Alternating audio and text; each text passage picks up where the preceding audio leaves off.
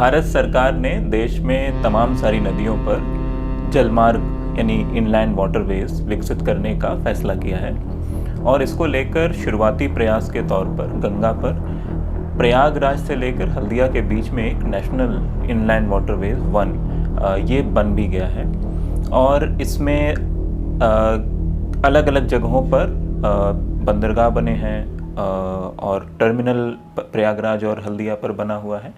लेकिन इस mega project में किस तरीके का प्रभाव इम्पैक्ट पड़ा है वहाँ के आम जो लोगों की आजीविका पर, जो लोकल इकोलॉजी थी उसके ऊपर, इन सब के प्रभावों को काफ़ी हद तक अनदेखा किया गया है और उसको छुपाते हुए इन प्रोजेक्ट्स को आगे बढ़ाया गया है। साहिबगंज शहर के अंदर सकरी गली जहाँ पर ये बंदरगाह बना है वहाँ पर इसके पहले किसान गेहूँ, धान, दाल वगैरह की खेती करते थे।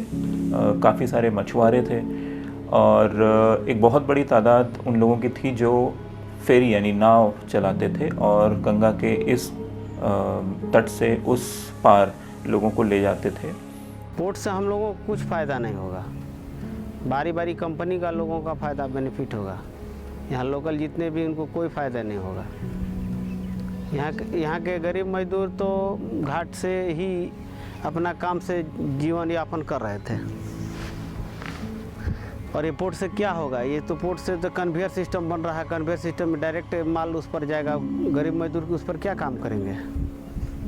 रोजगार नाम का चीज़ यह बंद हो गया। अगर सरकार ध्यान दे, जिस पोर्ट के लिए इतना पैसा लगाकर मतलब सरकार कमाना चाहती है, उस तरह नाविक लोग को माने काम चालू करने का आदेश यहाँ लाइसेंस मिले, जैसे पूर्व में मिल रहा था, वैसे यहाँ के लोग अपना लाइसेंस लेकर अपना नाविक लोग को लोड कराएंगे पोर्ट का, जिसका हर इस नाव का भी रजिस्ट्रेशन है, सब कुछ मिला हुआ है, फिर भी बाधा है, बंद है। और इस नाव में इसमें लोड होगा तो इसमें 15 मजदूर प्लस 5 माझी 4 माझी 19 आदमी का बेनिफिट होता है, भोजन मिलता है, उसका परिवार का मिलता है। और शिप में जो डायरेक्ट ट्रक चढ़ गई, किसी भी मजदूर को कोई बेनिफिट नहीं। इसी तरीके से खेती की ज़मीनें जो अधिग्रहित हुई और जिनमें कंपनसेशन मिला वो बहुत कम तादाद थी।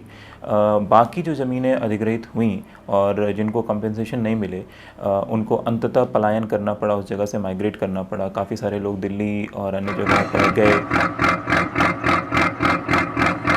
का सेंटर रांची पर है, SRS पार्क में। हम लोग कटिहार से जा रहे हैं, लॉन्च पकड़ करके साहिबगंज में उतरेंगे, उसके बाद फिर रांची के लिए गाड़ी पकड़ेंगे, वहाँ से फिर सेंटर में जाएंगे और एग्ज़ाम देंगे। पहली बार ग्रुप डी का एग्ज़ाम मतलब दे रहे हैं। इधर से जा रहे हैं तो 1.5 घंटा का टाइम लगेगा, ट्रेन में 12 घंटा का सफ़र है। प्रदूषण का लेवल था ही नहीं, बोलिए तो प्रदूषण हम लोग इस एरिया में, ये एरिया तो क्रशर जोन है, इधर क्रशर का डस्ट है, लेकिन हम लोग इधर जो जनता रहते थे उन लोगों के लिए ये था कि किसी तरह का कोई पोल्यूशन नहीं था। लेकिन अब जो जितना भी ये बंदरगाह बनने में सारा पेड़ कट गया और जो बचा हुआ वो भी लगभग कट ही जाएगा। तो क्या हो जाएगा कि अगर कुछ आदमी यहाँ बस में रह भी जाएंगे, उन लोगों को भी जीना मुश्किल हो जाएगा। और बंदरगाह जब बनेगा वहाँ तरह तरह का गाड़ी आएगा, सामान लोडिंग अनलोडिंग होगा, तो उसका जो डस्ट है वो भी तो इसी एरिया में फैलेगा। इनमें से बहुत सारे प्रभाव को जो EIA रिपोर्ट है जिसने पर्यावरण पर क्या प्रभाव पड़ा इस प्रोजेक्ट का उसको देखा है, उसमें इसको नज़रअंदाज किया गया है। उसमें ये कहा गया है कि जो पौधे और जो फ्लोरा एंड फौना जो है उसके ऊपर कोई प्रभाव, सिग्निफिकेंट प्रभाव नहीं पड़ रहा है। उसमें सिर्फ एक ये बात जाहिर की गई है कि डॉल्फिन, जो गंगा डॉल्फिन है, उसका यहाँ पर एक हैबिटेट है और उस पर इसका प्रभाव पड़ सकता है, लेकिन उसको भी नज़रअंदाज किया गया है और प्रोजेक्ट को आगे बढ़ने दिया गया है। सरकार तो ये बोली थी हम लोगों से कि हम लोग बंदरगाह के नज़दीक ही आपको बसाएंगे। अब कहाँ बसाएगी नहीं बसाएगी तब उनको अब बस की बात है। आज तक यही कोई नहीं, आधार के चलते हम लोग आज तक यहाँ हैं, अभी कोई आधार ही नहीं है। पशु सब यहाँ दिराम मरता है, अपने बाल बच्चा सब कोई लोग मरता है, किसी को घर नहीं दिया है, नहीं कुछ दिया है। हमको घर चाहिए, जमीन चाहिए,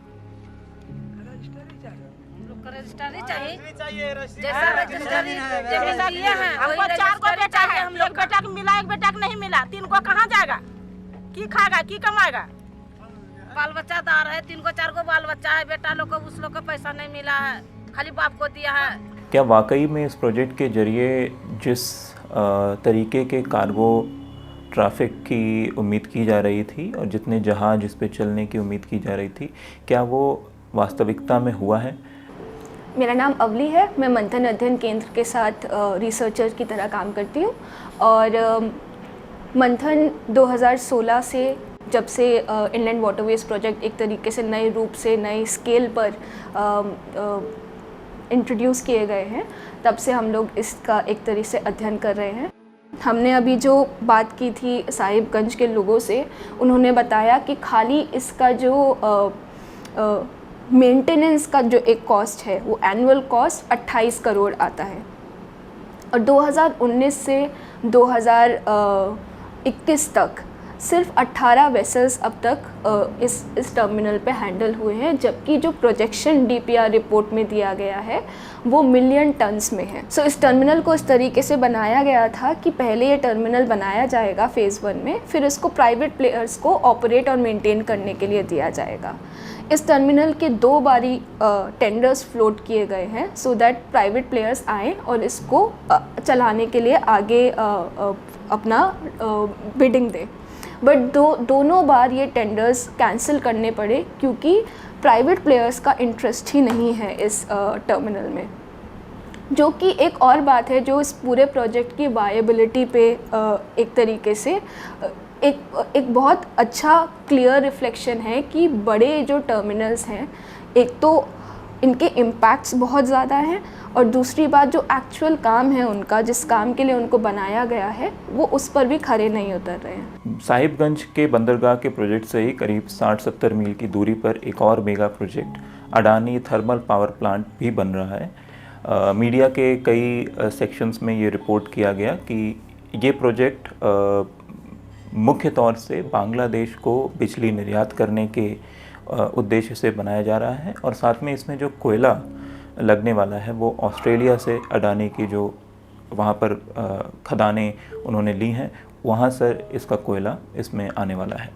तो कुल मिलाकर जो झारखंड का अपना रिसोर्स है कोयला, वहाँ का जो है उसका इस्तेमाल इस प्रोजेक्ट में नहीं होने वाला है और ना ही इससे बनने वाली जो बिजली है वो झारखंड के लोगों को मिलने वाली है। हम देखते हैं कि विकास की वर्तमान अवधारणा के अंदर जितने भी प्रोजेक्ट मेगा प्रोजेक्ट बन रहे हैं, उनकी कल्पना और उनको जिस तरीके से अमल में लाया जा रहा है, उसमें इतनी हिंसा, इतना विध्वंस, इतना पर्यावरण का विनाश, जनजीवन पर इतना हानिकारक प्रभाव, ये सारी चीज़ें एक पैटर्न की तरह, एक लॉ की तरह उसमें देखने को मिल रही हैं। ज़रूरत ये है कि हम बड़े प्रोजेक्ट, मेगा प्रोजेक्ट, बड़े पूंजीपतियों के हित में किए जा रहे इन विकास कार्यों को चुनौती दें और वैकल्पिक विकास के प्रयासों को आगे बढ़ाएं, जिनमें समुदाय की भागीदारी हो